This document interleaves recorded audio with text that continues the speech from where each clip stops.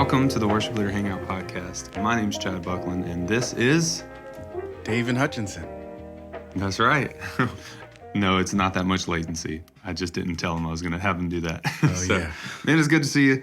I'm glad to be back. We are talking about our top 5 most influential songs. Now, these are songs that we either heard growing up or had to play growing up in our churches or in different groups or whatever it may be that inspired us or influenced us or helped us want to continue on the path of becoming worship leaders or whatever God wanted to do with our lives. But these songs meant so much to us in those times. Now, these songs are not necessarily the most popular songs. They're not necessarily the most complicated or anything like that. Some of mine are super simple. But we're going to talk about it because they meant something, especially then and even now. You know, there's a whole album that I'm going to talk about that I can, like, from top to bottom, sing almost every note of that album just as he would. So, but yeah, we're going to kind of go back and forth. We'll start at number 5. I'm more starting chronologically. So, you know, my number 5 would be like the earliest song I can remember having an impact. So yeah, you ready? I'm going to let you go first, Davin. Oh, really? Okay. And I just noticed you said album. I thought we were picking songs, so No, there's one specific song on that album, but the entire album. A collection. That entire album, yes. Gotcha. Influenced you. If we did an album podcast, that entire album would I got a favorite album podcast still to this day. So you said songs that influence you to want to become a worship leader. Well, to be honest, I fell into worship leading. It wasn't something like you knew you wanted to be a worship leader from like high school or junior high, something like that. I never set out to be a worship leader. I wanted to be elementary school, actually. Say it again. Elementary school, 10 years old. Oh, yeah. Yeah. See, I never set out to be a worship leader. But I was more influenced by like piano players. And then I fell into worship leading. And so I'm going to talk about songs that influenced me musically, but also like propelled me to become a worship leader as well. So first song I have is "Oh Give Thanks" from Judith McAllister. First off, that is one of the best praise and worship gospel albums that exist. And I'm so sad that we have not had more music from Judith McAllister because she is a phenomenal praise and worship leader. And the entire album is fire. But "Oh Give Thanks," I promise you, if you look at 10 African-American churches and you survey them, there probably were at least 5 that sung "Oh Give Thanks" that morning, still singing it. And I'm pretty sure the song came out in like 2004. So that album is very influential. And then, so musically it was influential because the keyboard player, Mike Burrell, is phenomenal. And I'm not kidding. When I learned that song and I actually sat down to learn it, I spent hours learning every single movement that he did, every run, every lick. I mean, oh my gosh. So that song had a serious influence on me. And then later on, when I wasn't as focused on like the musical aspect of worship, but more the theological, what is the lyrics of the song saying? While the song is simple, it is speaking so much truth. "Oh, give thanks unto the Lord, for he is good, for he is good. For he is worthy, for he is worthy." That's it. But it's awesome, right? Like, you know, you don't have to say a lot in a song for it to be good, as long as it's speaking truth. No. And so, yeah, it was awesome. All right, what's yours? Cool, man. Okay, so like I said, I'm more going chronologically. And one of the first songs I can remember, like, actually super enjoying, because when I started leading, or when I started singing in church, you know, being in big church and whatnot, I sang in the kids' church. We did worship, but I remember the song specifically because it kind of, you know, led me down a path of not just wanting to sing or lead worship, but also actually have a relationship with Jesus. I was already saved, but, you know, sometimes you don't really know if you get saved super early. So you get saved every camp, every summer. But at least that's how it was in our denomination at that time. Anyway, But one song I can remember that really had an impact on me was "I Give You My Heart." You remember that song? "This Is My Desire." Oh, Lord, I give you my heart. Really? Okay. Yeah, Lord, I give you my heart. Yeah, yeah, yeah. So it just had a very simple melody, and I just remember I could listen to that song right now and just go back to being wherever I was in different locations of singing that song, whether it be camp or whether it be in the sanctuary, and just seeing people, not everybody, but seeing people just really worship in that Yeah. song because it just had uh, a powerful message, but easy at the same time. This is my desire to honor you, Lord. I give you my heart. Uh, Wait, I said that wrong. But anyway, you get it. You can go look up the lyrics. But I don't know. It was just one of the earliest ones I can remember. Now, there's another one. I wouldn't say this really influenced me necessarily, but because I was remembering that song, it did make me remember Strong Tower. You remember that one? Blessed be the name of the Lord.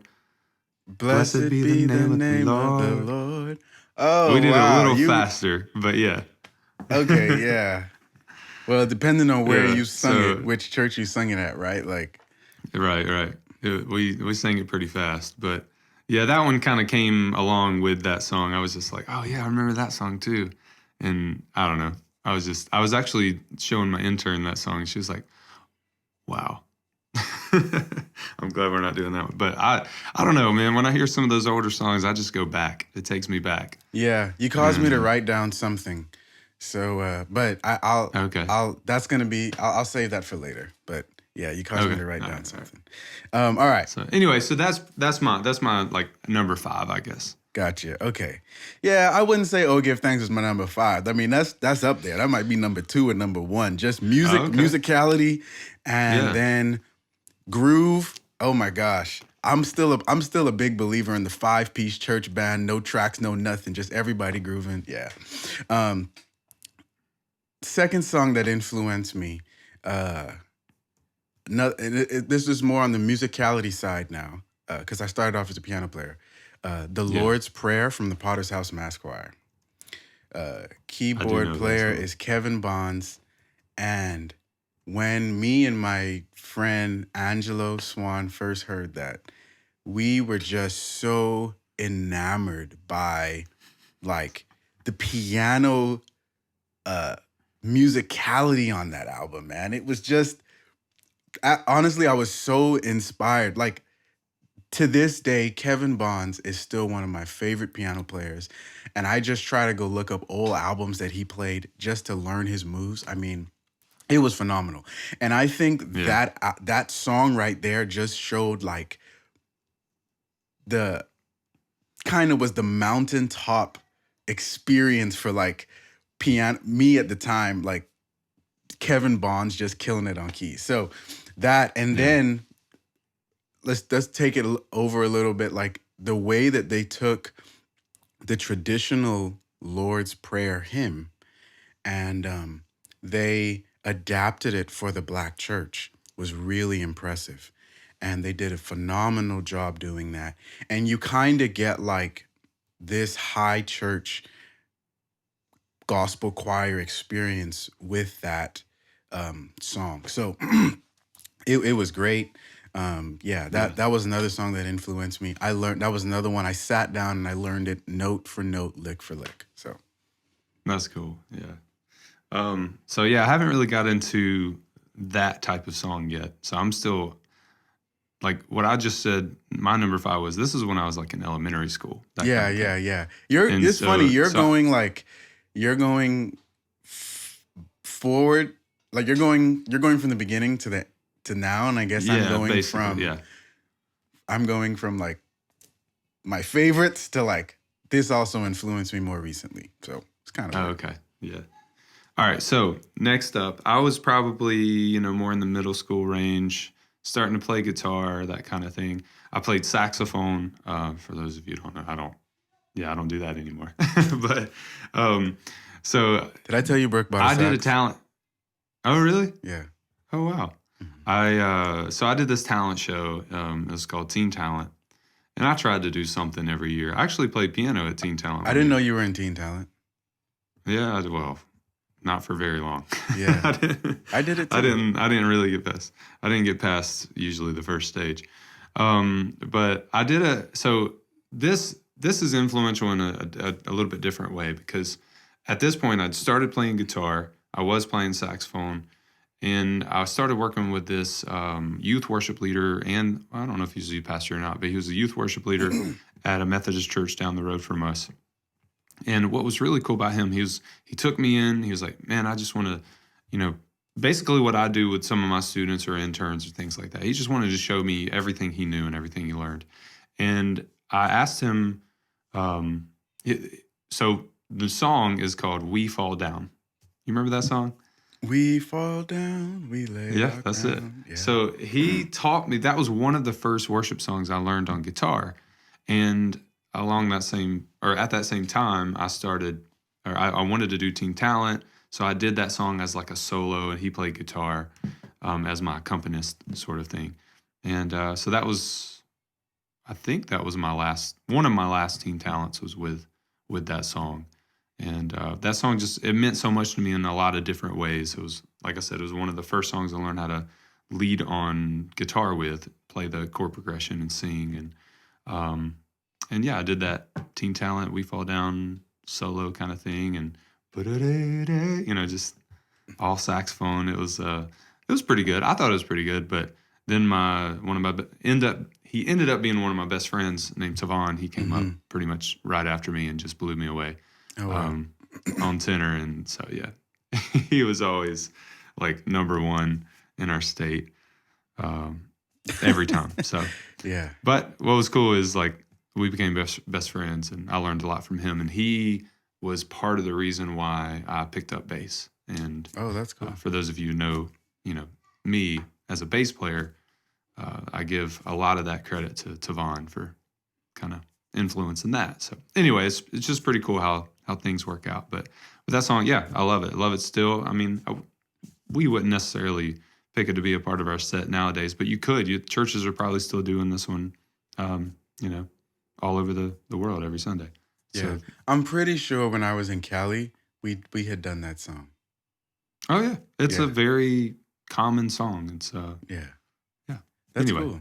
But all right, my third song is let's hear it. "Power Belongs to God," Hezekiah Walker. Now, this song was influential. You know this one?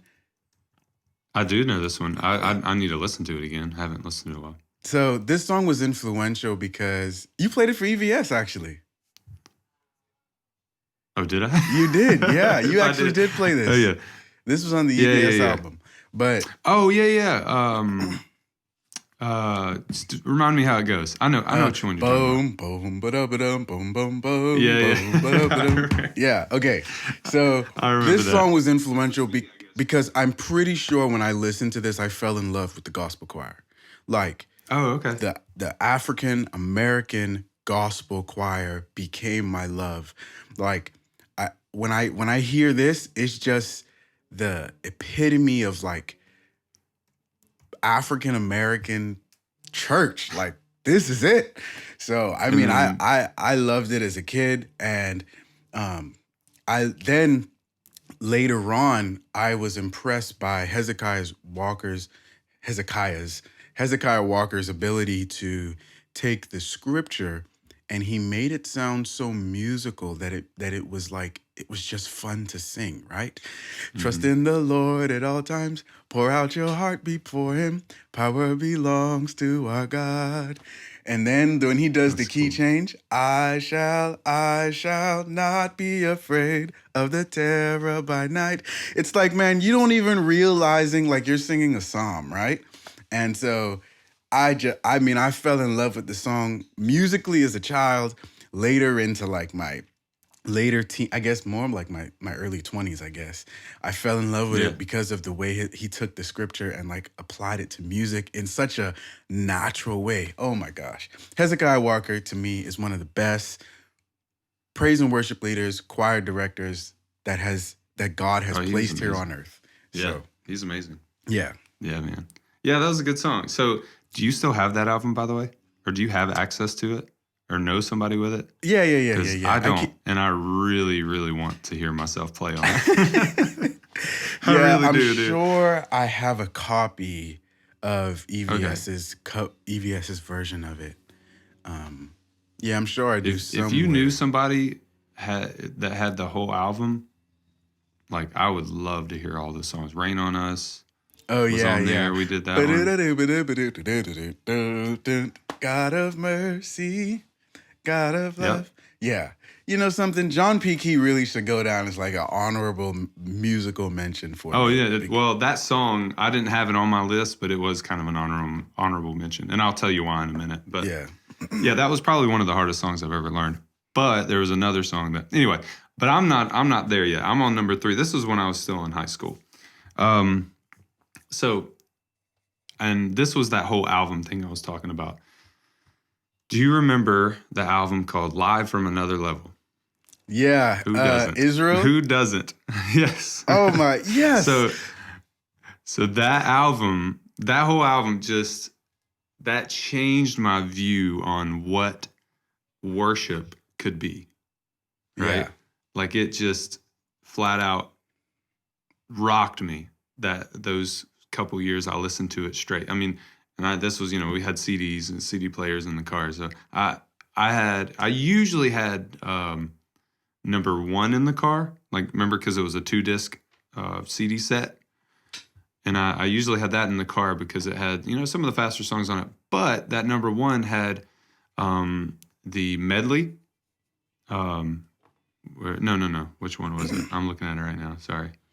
Oh, yeah. It had... I usually probably had number 2 in the car because it had the spontaneous worship, where Israel just, I was always under the assumption that he was just, prophetically singing at that moment. And I don't know, I ate it up. I loved it. Yeah. And I felt like it was talking directly to me. Yeah. What he says. I could still play songs from that album. Like, I haven't practiced them.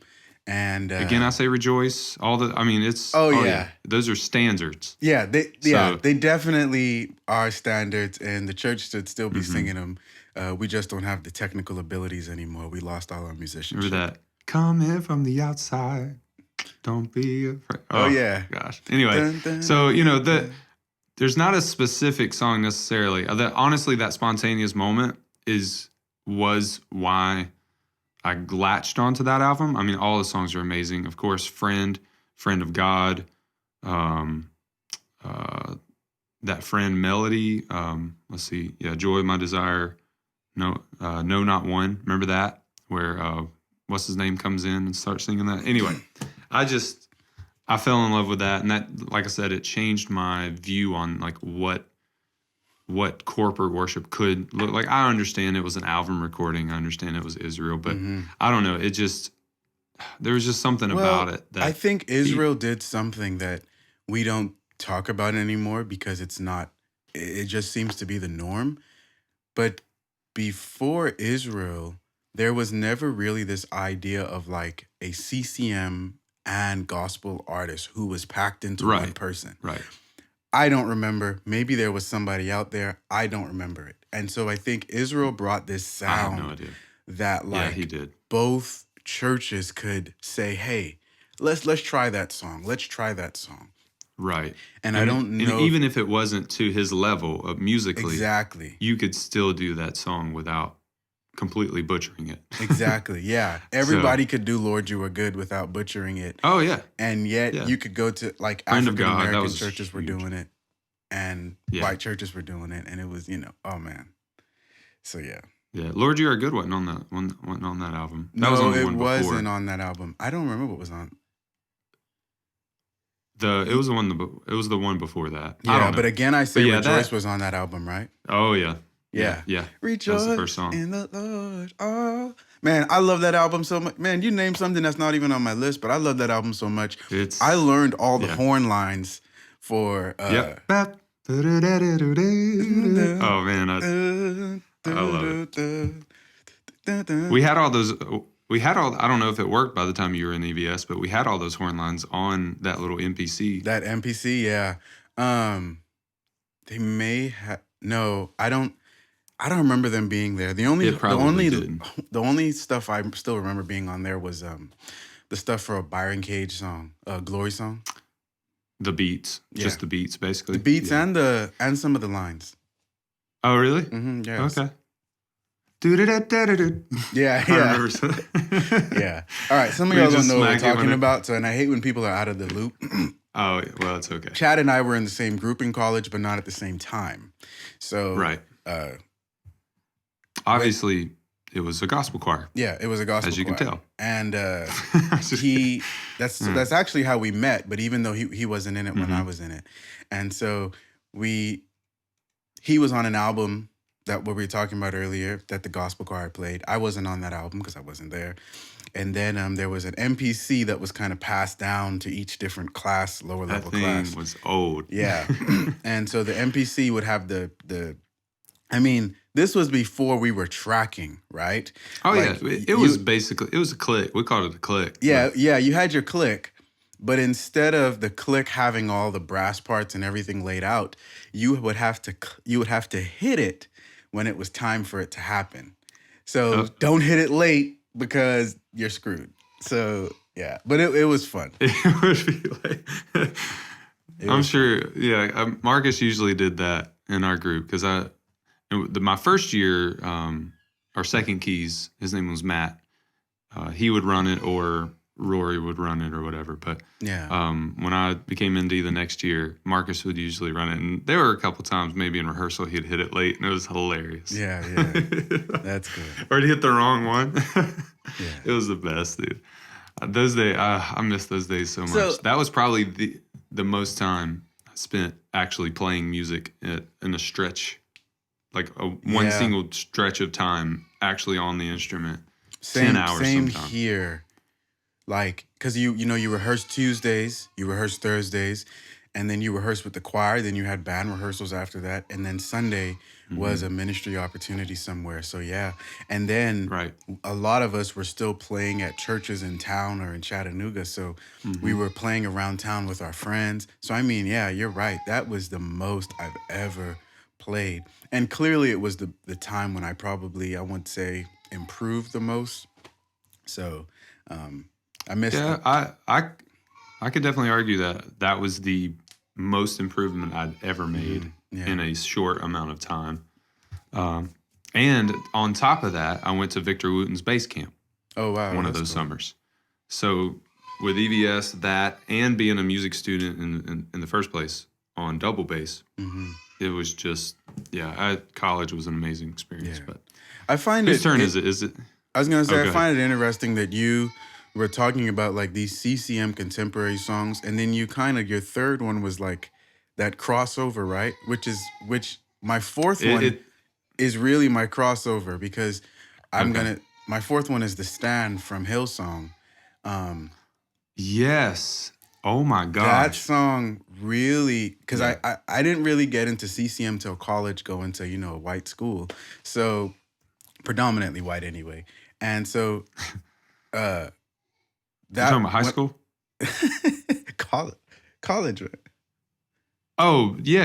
Lee was predominant. Yeah, I'm Yeah. sorry.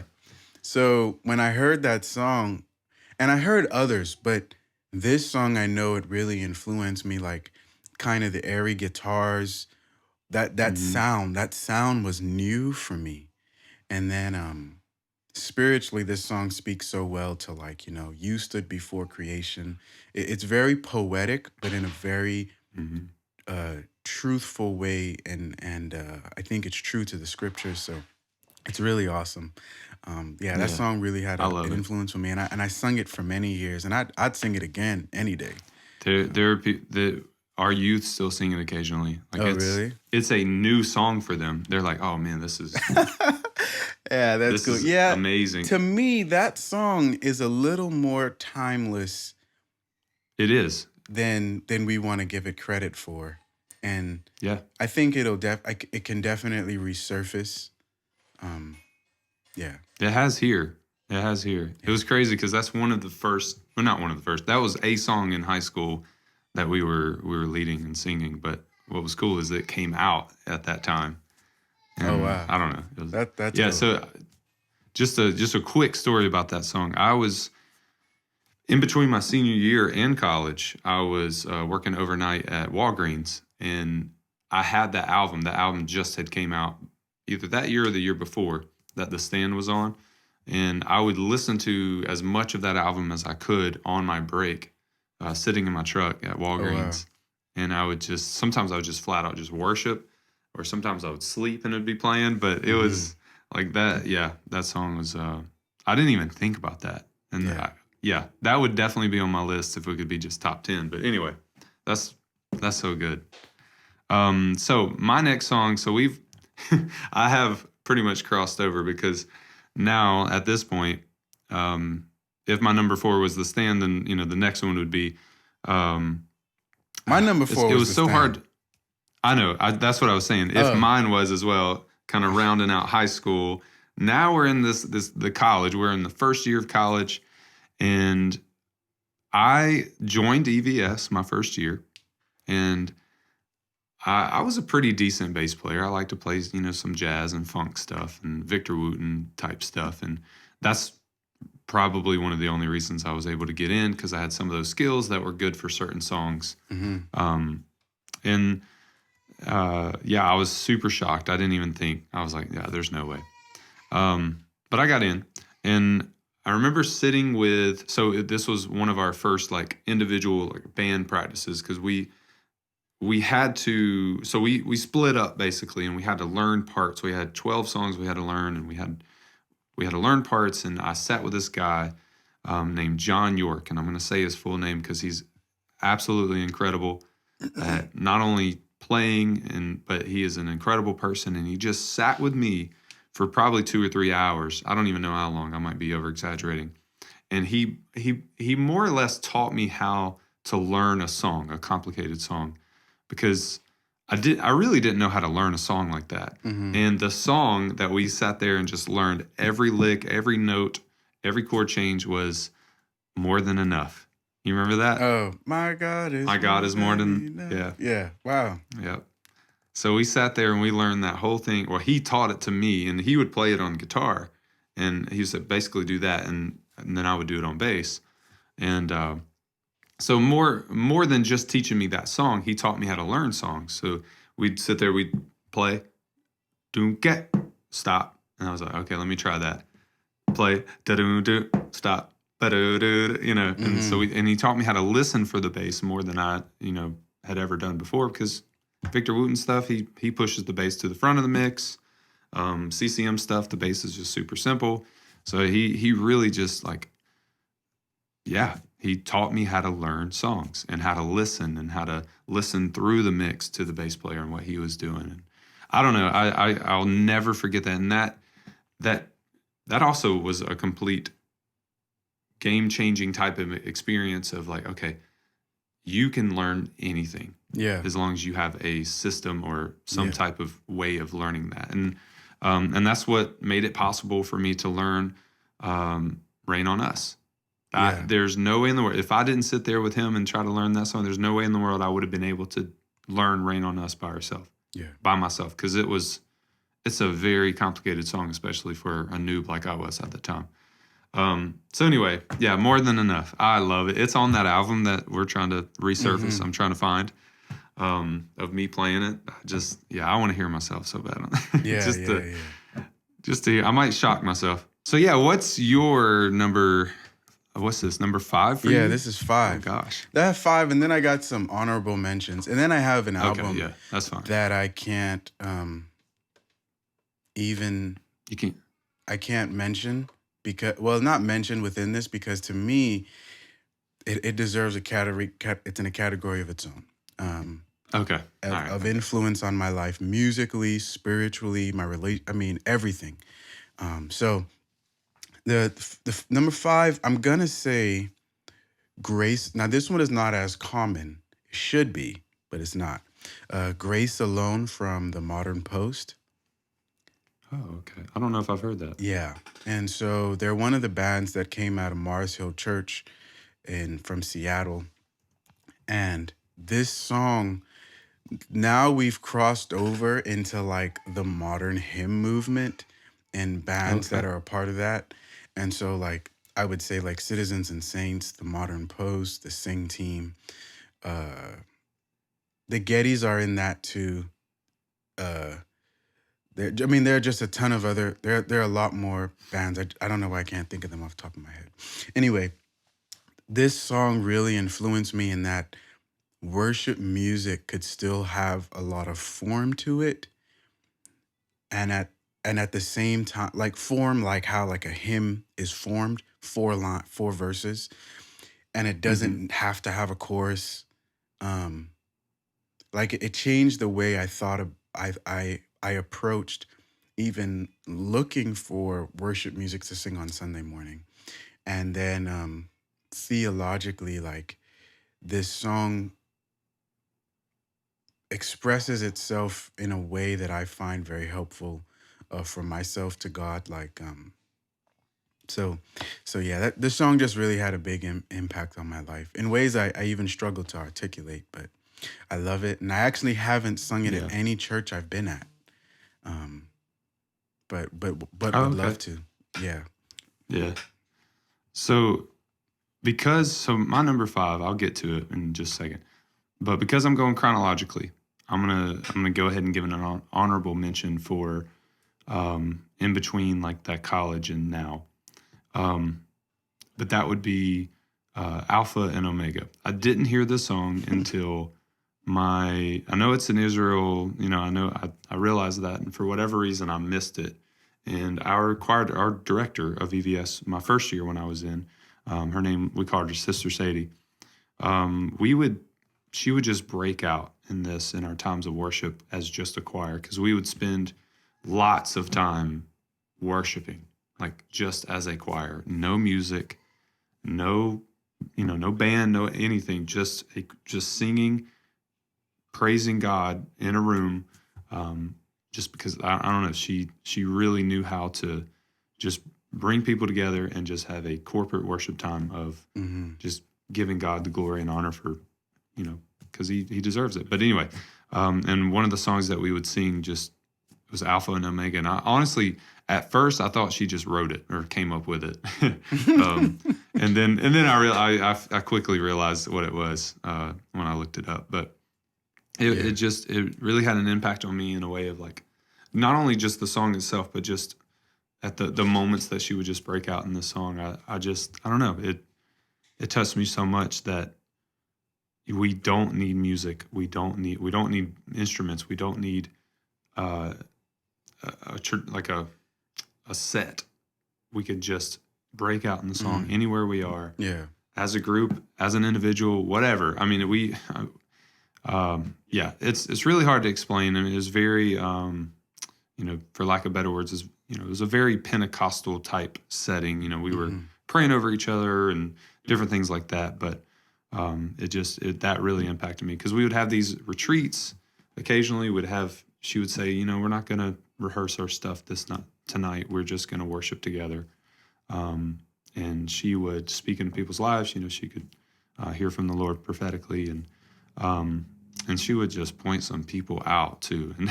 But anyway, that song just really impacted me. But I do have to kind of move it forward.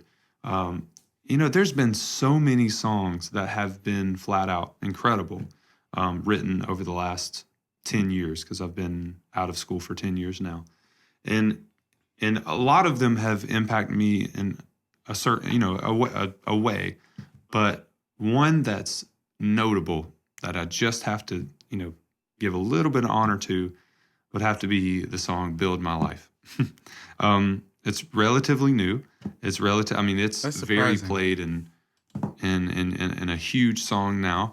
But I heard, I can't even remember the guy's name, but I'll have to look it up later. I might put it in the description, and maybe the show notes on the podcast. But the I really wish I could remember his name, but it doesn't matter. So somebody got a hold of a recording of this guy doing "Build My Life" at Bethel, and he did kind of a medley with that song and "Holy Spirit" and What a Beautiful Name. Mm-hmm. Anyway, but he started with Build My Life, and it was it really put me on the ground in tears. It was the first time I'd heard that, and probably the next 2 or 3 times I listened to that and watched that video in that whatever worship setting that was.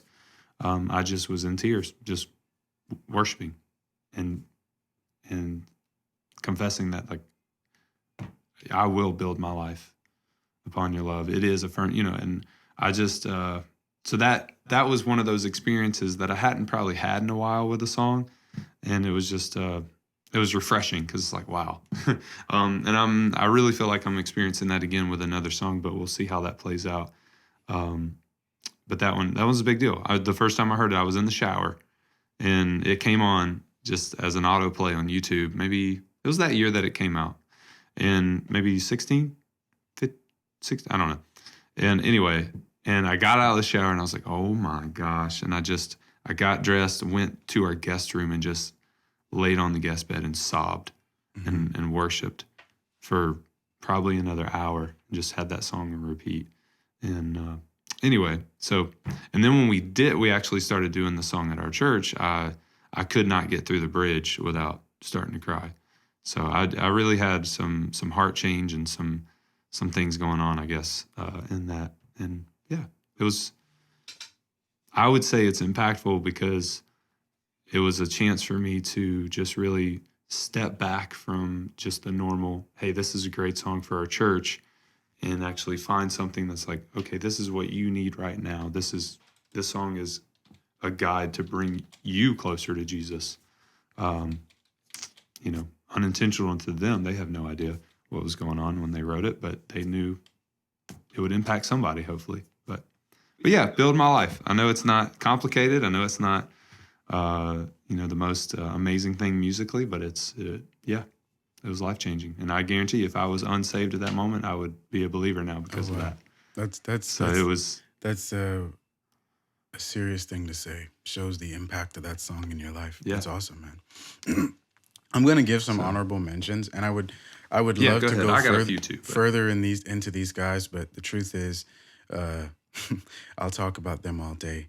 I want to say Don Moen, Hosanna Praise and Worship albums, Rod and Cannoli.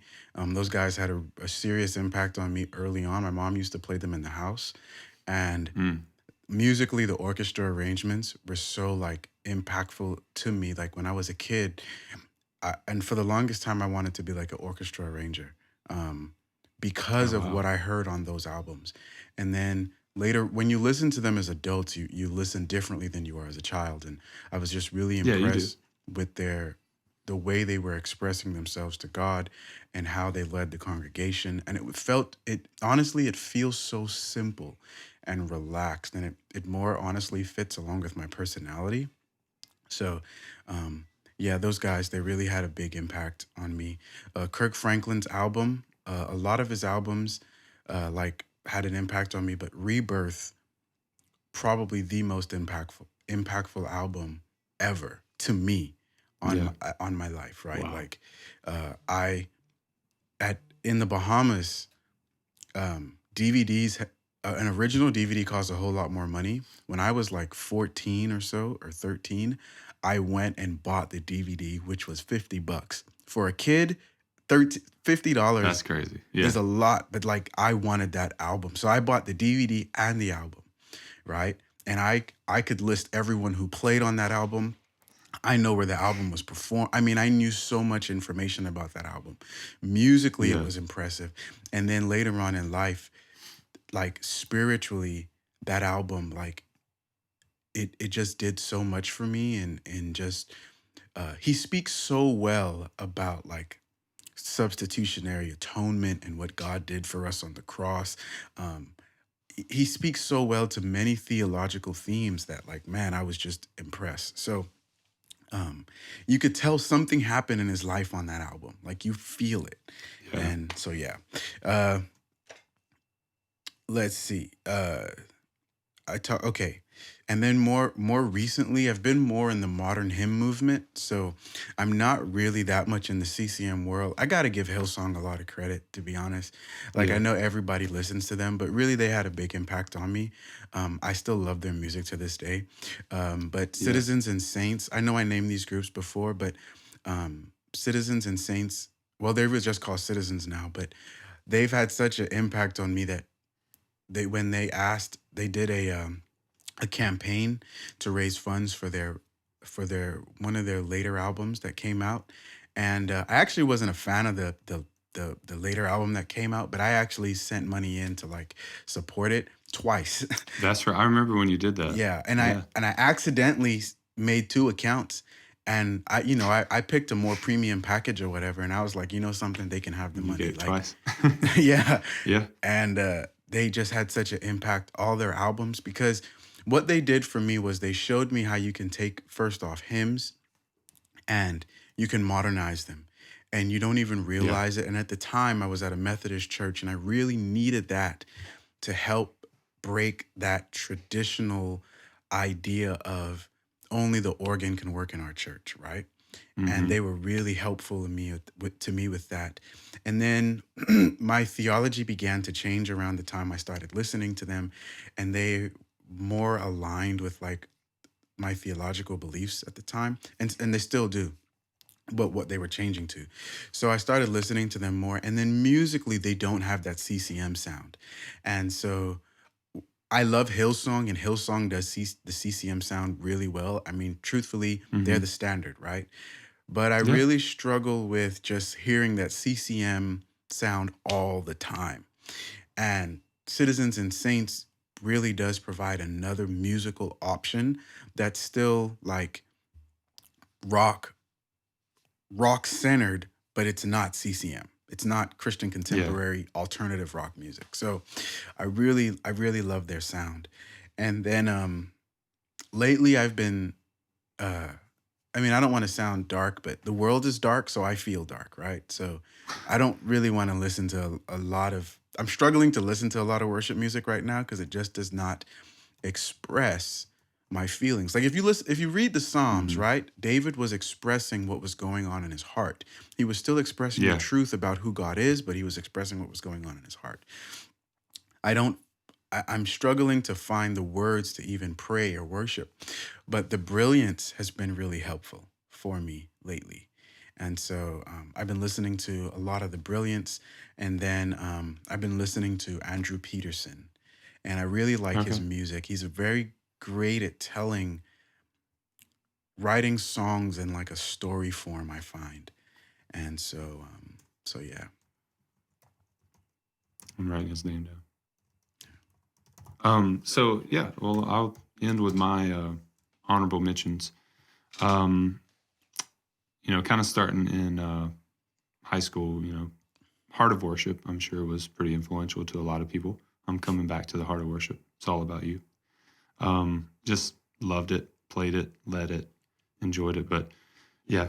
And then going into college, we talked about Rain on Us being like musically influential to me. Hmm. I just didn't realize how complex songs actually could be in the church. And that was sort of eye opening, but also I just loved it. And it was my first kind of experience with through composed type songs.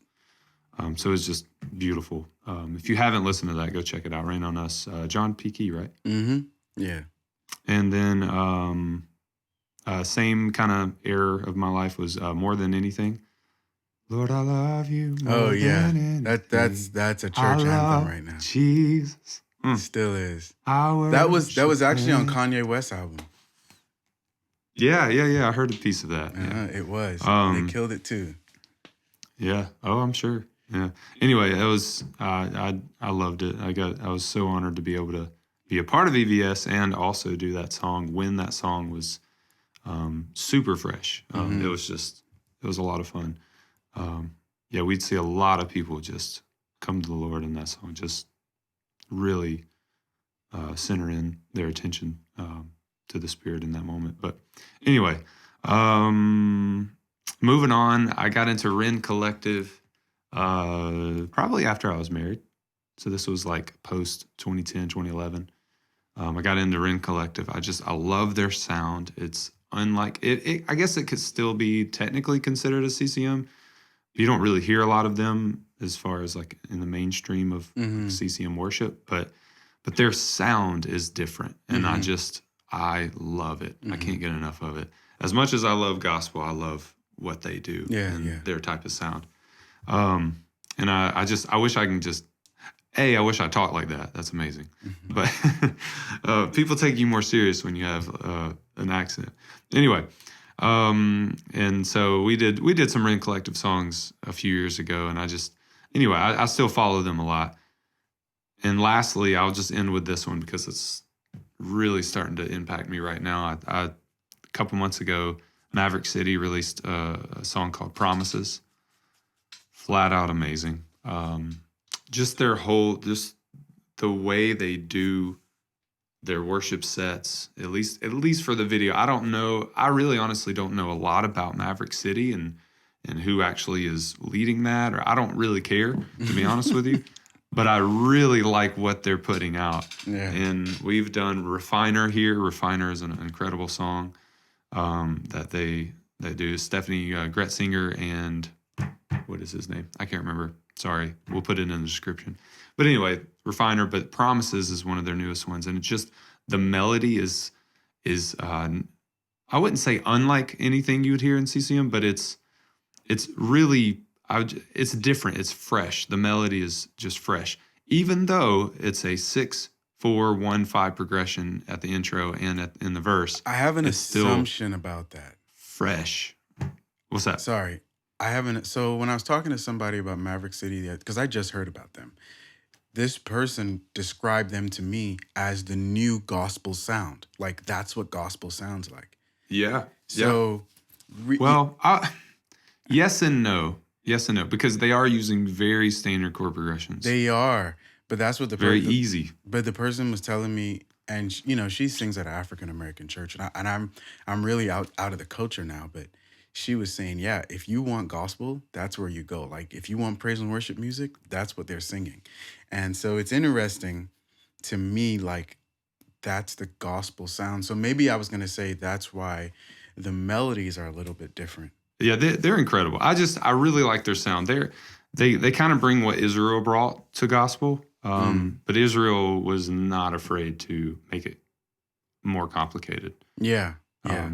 Not afraid at all. This is very simple. Now, their musicians really, they're just skilled. It's basically like if I'm not trying to say I'm as good as them. I'm just saying if me and you did worship at a church together, we would probably make it sound a little more complicated, a little more us. Yeah. And that's what they are not afraid to do, which is great because they're all amazing. And I really enjoyed them. And the lyrics, the melodies, everything about what they're doing, at least right now, is just on point. So go check them out. We'll end it with that. But man, I really like doing podcasts like this. A little more lighthearted. We get to talk about each other and learn about each other and let our viewers learn. But we really appreciate you guys being with us. If you want to subscribe to us on YouTube, go for it. We encourage you to do that. We have a lot of different types of content that comes out. Davin does piano tutorials and other things like that. I myself do stage designs and other type of worship leading help type videos, just taking you along with me on different things that I do here at the church. But anyway, we got a lot to offer, so subscribe if you haven't already. And look for us on all of our podcast platforms, and we'll see you next time. Man, thank you so much for being here. As always, we love you. Remember, great worship leaders are always learning.